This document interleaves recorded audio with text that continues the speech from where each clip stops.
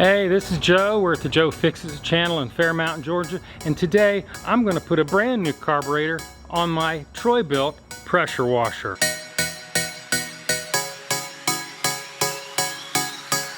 I've had this pressure washer probably about 10 years now, and a good part of that 10 years is just sat around until the gas dried out of it, and then I try and use it again, and then it doesn't run right because the carburetor's all screwed up. And I got a feeling that's not an uncommon occurrence.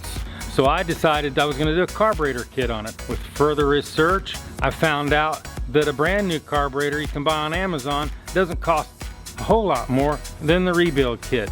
Now these are not OEM carburetors, they're aftermarket carburetors. An OEM carburetor is going to cost you north of 60 bucks, and a carburetor kit from an OEM place is going to cost you as much as I spent on this carburetor. But I just wanted to show you how easy it was to change a carburetor on one of these things. And actually, if your carburetor is not too old, you can just take it apart and clean it, and be careful not to destroy your gaskets, and you'll be just fine. Now, to get the right carburetor, you're going to have to take the one off of it, look at it until you find a little 6-digit code stamped in it, and that is your carburetor number. You do a Google search, and you're going to find it pretty quickly. In addition to a carburetor, I'm going to put an inline filter in, and I'm also going to put a new air cleaner on it and try and take care of this thing a little better than I had in the past. If you're curious how I'm using this thing without running water here at the shop, see the last video with the link up above. So let's go ahead and get started. The first thing we want to do is take this air cleaner housing off and get it out of the way. Here's my filter. I'm going to throw it away. It's obviously dirty. Then we have the housing to remove, and it has 2 screws that hold it on. One here and one here. Take this one off.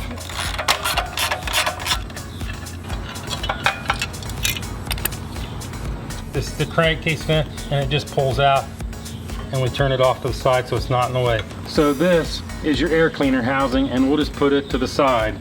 The next thing we want to do is remove the fuel line. And before we do that, we have to make sure the fuel's off so gas doesn't run all over the place. This is the fuel line that comes from the tank and feeds the carburetor. There's one modification I'm going to do, and I'm going to put a fuel filter in line before I put it back together so we won't get any more junk in the carburetor. Make sure the fuel is off. We pull our little clamp loose, pull our fuel line loose.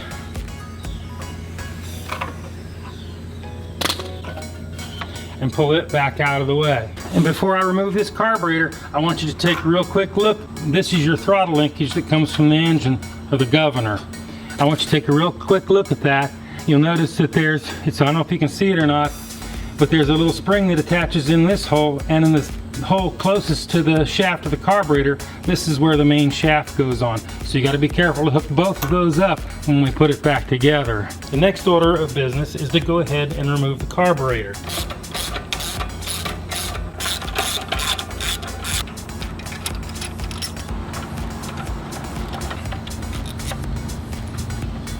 There's a spacer behind it. This is the spacer. We'll set that to the side. Now that we've got the bolts out, the only thing that's hanging on it is the rod, and you can just pop them out. And just very carefully pop these loose. Now we have the carburetor off. And here's the carburetor that came off of it. You can see both of them sitting together, and you notice that the new one doesn't have a choke valve in it, and it doesn't have the big choke handle controller. In this kit, you don't have to use any parts over because it comes with one, with a new one right here. So we simply stuff this one in the hole in the appropriate position.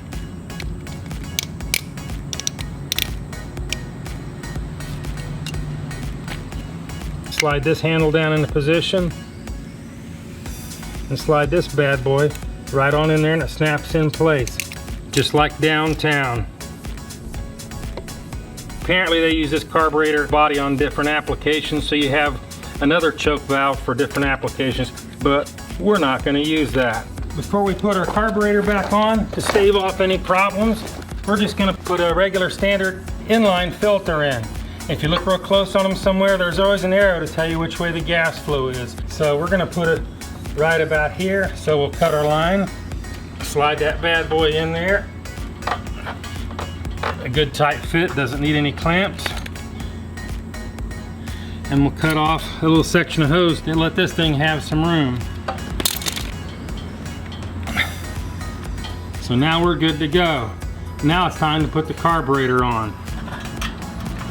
There we go. We got it back together.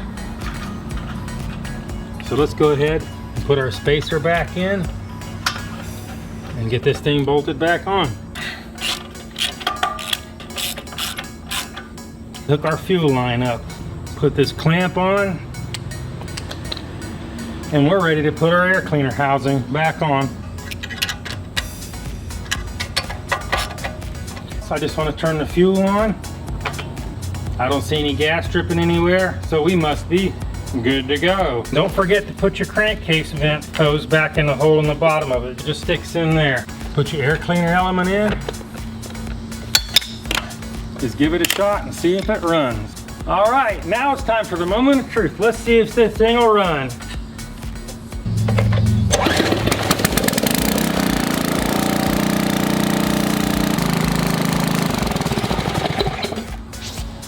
Worked pretty good. You saw it yourself. It took me like nothing flat to get it to start. I can't run it very long because I don't have water going through it right now and I don't want to burn the pump up.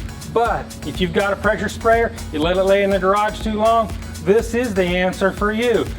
I wouldn't get the very cheapest one I can find on Amazon. In fact, I'll put a link below to the one that I have and also the packet of air cleaners that I got for the thing. And I would recommend definitely putting an inline filter in it to keep any of the problems that I had from happening again. If you found this interesting, if you found this useful, subscribe to my channel, support my channel, leave me suggestions for things to do, and I will see you in the next video.